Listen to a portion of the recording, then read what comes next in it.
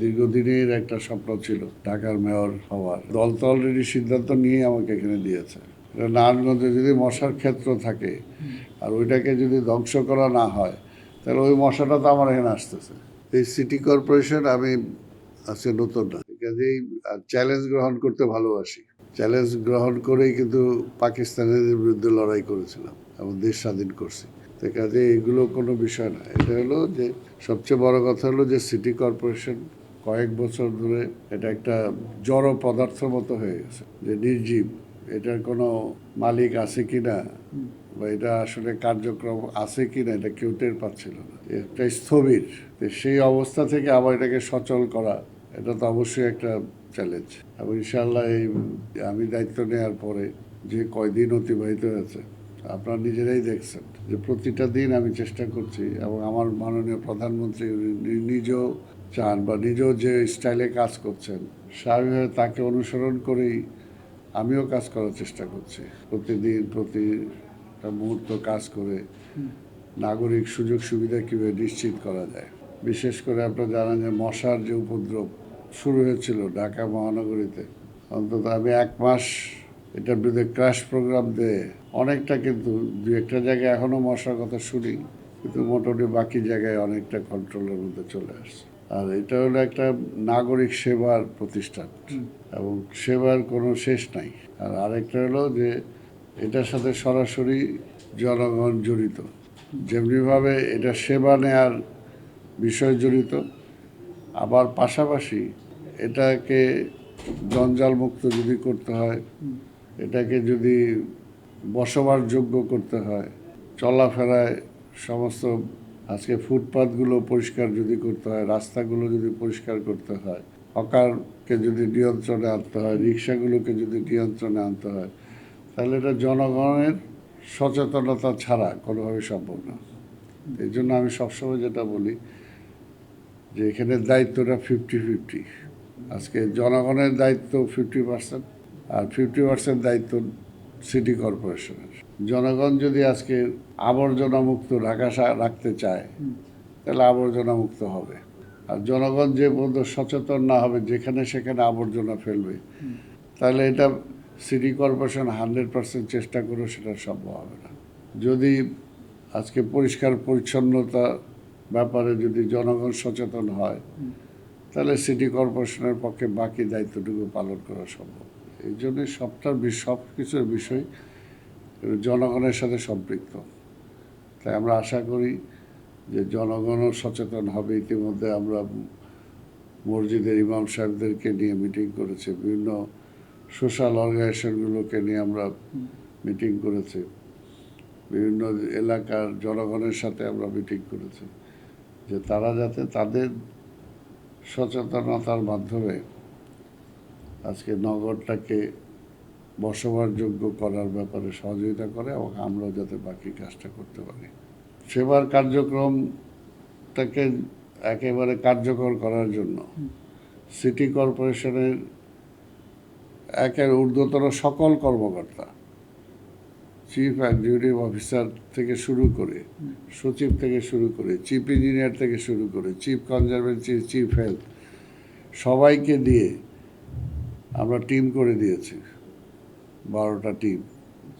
এই টিমগুলো দায়িত্বই হলো যে কোথায় কী কাজ হলো এগুলোকে তাকে স্ক্রুটিনি করা, এবং কোথাও যদি কাজ না হয় সেগুলোকে কীভাবে কার্যকর করা যায় সেটার জন্য চেষ্টা করা। এর চেয়ে সিটি কর্পোরেশন এর চেয়ে বড় আর সুপারভাইজ করার মতো কোনো কমিটি হতে পারে না। তো সেগুলো অলরেডি আমরা করে দিয়েছি।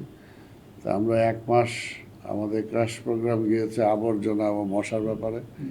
আমাদের যে কালভার্ট আছে, বক্স কালভার্ট, এই বক্স কালভার্টগুলো দীর্ঘদিন যাবৎ পরিষ্কার হচ্ছিল না। কাজেই যদি আজকে বৃষ্টি হয় তাহলে দেখা যায় যে জলবদ্ধতা সৃষ্টি হয়। এর কারণ হলো যে খুব দ্রুত এই সমস্ত পানিগুলো নিষ্কাশনের ওইগুলো, যে বক্স কালভার্ট অনেক জায়গায় বন্ধ হয়ে গেছে। আর আরেকটা হলো যে পুরো ঢাকা শহরে বৃষ্টি পানি সরে যাওয়ার জন্য যে ওয়ে আউট দরকার, এটা মাত্র 3টা, কিন্তু ঢাকার জন্য এটা খুবই কম, অপ্রতুল। যথেষ্ট নয়। এই জন্য আমরা মাননীয় প্রধানমন্ত্রীর সাথে এই বিষয়ে আলাপ করেছি, উনিও একমত হয়েছেন। আমরা আরও 2টা ওয়ে আউট এই মুহূর্তেই করার চেষ্টা করছি, যদিও সেটা এখন কাজ শুরু হয়নি, কিন্তু এই বছর হয়তো সেটার রেজাল্ট আমরা না পাইলে আগামী বছর আমরা পাবো। নিউ মার্কেট ধানমন্ডি যে এলাকাটা দেখছেন যে জলবদ্ধতার সৃষ্টি হয়, কারণ এই পানিটাকে তো কোথাও না কোথাও নিতে হবে, কোথাও মানে এই পানিটাকে স্ট্রেট বিভিন্ন জায়গায় হয়ে বুড়িগঙ্গায় নিয়ে যেতে হবে। কিন্তু এতদিন পল্টনের পানি শান্তিনগর দিছে, শান্তিনগর পানি মানে ফকিরাপুল দিছে, কিন্তু টোটাল যে একটা পানি নিষ্কাশনের যে ব্যবস্থাটা, সেই ব্যবস্থাটা সেভাবে ছিল না। তো এগুলো আমরা মাননীয় প্রধানমন্ত্রীকে ওয়াকিবহাল করেছি, উনিও বলেছেন এই সমস্ত বিষয় যত দ্রুত সমাধান করা যায় সেই সমস্ত ব্যাপারে আমরা চেষ্টা করছি। কিছুদিনের মধ্যে যখন বৃষ্টি বাদল শুরু হবে তখন করোনা, চিকনগুনিয়া এগুলোর প্রভাবটা বাড়বে। এর জন্য এগুলো উৎপত্তি স্থলগুলোকে আমরা ধ্বংস করতে চাচ্ছি। তো উৎপত্তি স্থলগুলো আপনারা জানেন যে ঢাকার পূর্ব সাইডে ওই সমস্ত এলাকাগুলোতে অনেক খাল এবং বিল আছে, এবং সেগুলো অনেক জায়গায় ভরাট হয়ে গেছে, অনেক জায়গায় দখল হয়ে গেছে। তো এই সমস্ত যে খাল বিলগুলোকে আমরা দখলমুক্ত করার জন্য চেষ্টা করছি, এবং এগুলো পানি প্রবাহটা যাতে বাড়ে সেটার জন্য আমরা চেষ্টা করতেছি। আর কিছু কিছু খাল আমরা চেষ্টা করতেছি যেগুলোকে মানে খাল খননের কর্মসূচি দিয়ে সেগুলোকে যাতে আমরা পানি প্রবাহটা বাড়াতে পারি।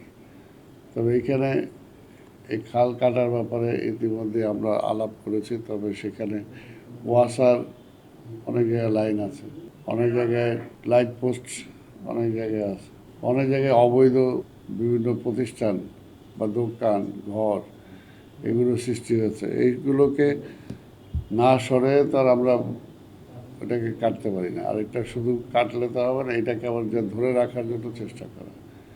তো সব কিছু মিলেই আমরা আশা করতেছি যে এই ব্যাপারে একটা ফ্রুটফুল একটা রেজাল্ট আমরা দিতে পারবো। তবে আমি চেষ্টা করতেছি ঢাকার যারা ইলেকটেড এমপি যারা আছে তাদেরকে প্রতিটা কাজে সম্পৃক্ত করে তাদের মাধ্যমেই প্রত্যেকটা ওয়ার্ডই আমরা চেষ্টা করতেছি কাজের।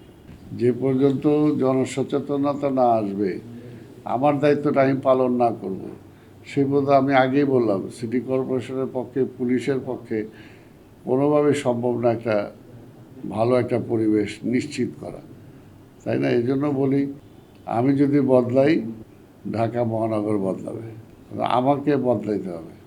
এটা কালকে একটা জিনিস এক জায়গায় বলছিলাম যে আজকে এই যে আমাদের যে আমরা যে আবর্জনা ফেলে দেই, একটা জিনিস আমি খুব ভালো লাগছে, দেখেন যে প্রথম আমি যদি একটা কাজ সচেতনভাবে শুরু করি, একদম সচেতনভাবে, এটা করাটা কোনো ব্যাপারই না, ইটস পসিবল।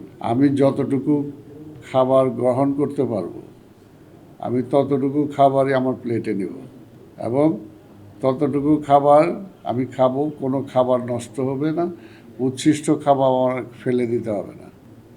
এইটা একটা, এই শিক্ষাটা যদি আমি নেই, দেখবে যে অনেক বর্জ্য থেকে আবর্জনা থেকে অনেকটা কমে আসবে।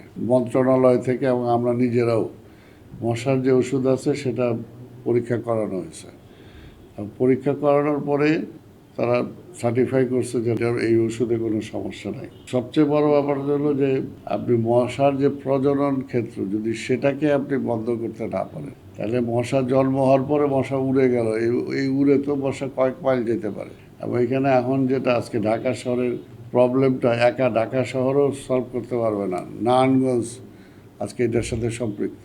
নারায়ণগঞ্জে যদি মশার ক্ষেত্র থাকে আর ওইটাকে যদি ধ্বংস করা না হয় তাহলে ওই মশাটা তো আমার এখানে আসতেছে।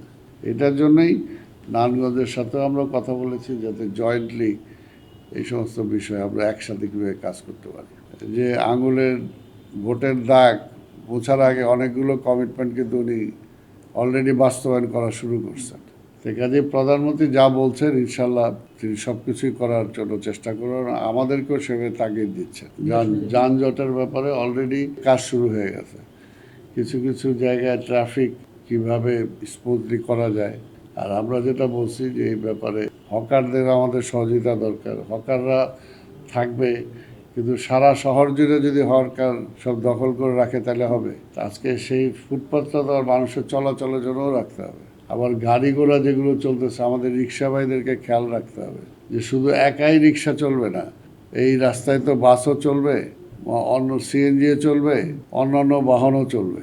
কাজে তাকেও সেই কথাটা মনে রাখতে হবে। আমরা চাই না যে রিক্সা উঠে যাক, রিক্সা থাকবে, কিন্তু পাশাপাশি অন্যরাও যাতে চলতে পারে সেটার জন্য কিন্তু রিক্সাওয়ালাদেরকেও চিন্তা করতে হবে। যে আপনি কোনো কিছুই পুলিশ দিয়ে বা সেনাবাহিনী দিয়ে সম্ভব না, যদি আপনি নিজের থেকে যদি নাগরিক সচেতনতা, যেটা বারবার বলতেছি, এই শহর আমার, আমি যে স্লোগানটার কথা বললাম, আমি যদি বদলাই এই শহর বদলাবে। অর্থাৎ এইখানেই যে সচেতনতা দরকার। আজকে বাড়ির ময়লা আবর্জনা এনে আমি রাস্তার মাঝখানে ফেলাই দিলাম, ময়লা আবর্জনা এনে আমি ড্রেনের মধ্যে ফেলে দিলাম, পলিথিন দিয়ে ড্রেনগুলো সব বন্ধ করে দিলাম, আমি ড্রেনের উপরে ঘর বানায় ড্রেনটাকে দখল করে আমি আমার নিয়ন্ত্রণে নিয়ে নিলাম। অর্থাৎ এগুলো থেকেও তো আমাকে বের হয়ে আসতে হবে যে আমিও খারাপ কাজ করব না, এবং নগর ভবনও যাতে ভালো কাজ করে সেটা আমি চাবো। এটা তো একটা হলো দলের সিদ্ধান্ত, তারপরে আমারও সিদ্ধান্ত। একটা না চাইলে, আমি তো বললাম যে দীর্ঘদিনের একটা স্বপ্ন ছিল ঢাকার মেয়র হওয়ার। এক সময় ঢাকার ডেপুটি মেয়র ছিলাম, সেই সময় থেকে চিন্তা ছিল এটা। এখন ঢাকার আল্লাহ যদি ইচ্ছা হয়, জনগণের ভোট যদি পাই তাহলে হব ইনশাল্লাহ। ভোট দিবে এই কারণে যে নগরের এই সমস্ত সমস্যাবলীর সাথে, নগরের সুযোগ সুবিধার সাথে আমি অতীতেও জড়িত ছিলাম, আমার অভিজ্ঞতা আছে এই নগর পরিচালনার। তো সেই কারণে আমি বিশ্বাস করি বা মনে করি অন্যদের চেয়ে খারাপ না, ভালোই পরিচালনা করতে পারবো। দল তো অলরেডি সিদ্ধান্ত নিয়ে আমাকে এখানে দিয়েছে।